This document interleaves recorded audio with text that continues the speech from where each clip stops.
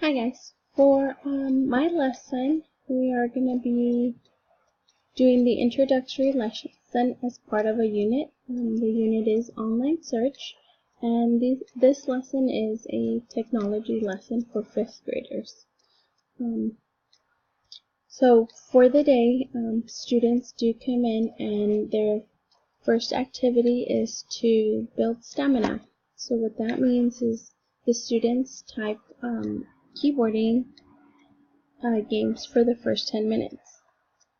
And it is on appropriate sites, so they actually have a site they go to and they select one of the activities.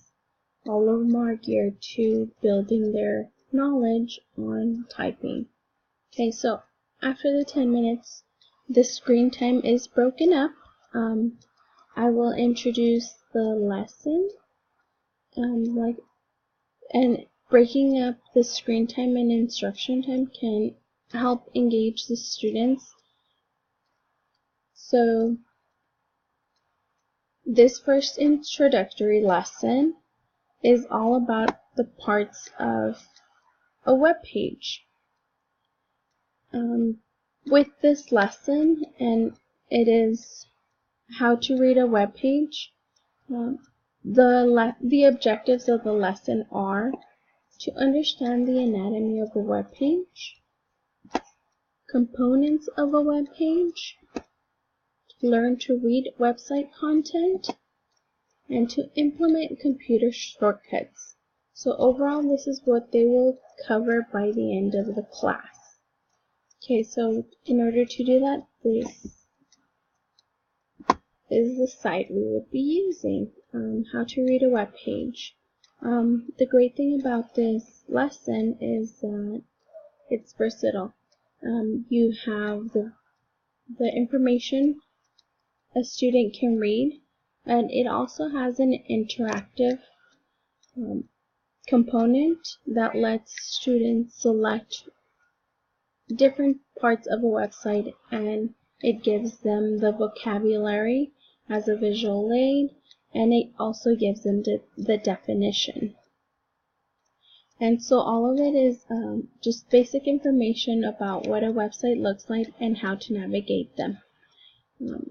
In addition to being able to read it, engaging with it, this site provides a video. The video basically reads what they just read to them, so it's a visual or an audio aid. This is a clip of it.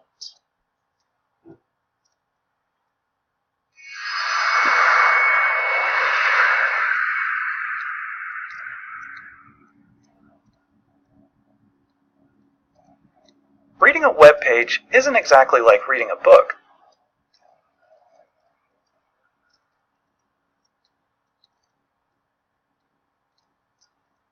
Web pages can have a lot of information, and most of the time you don't need to read all of it.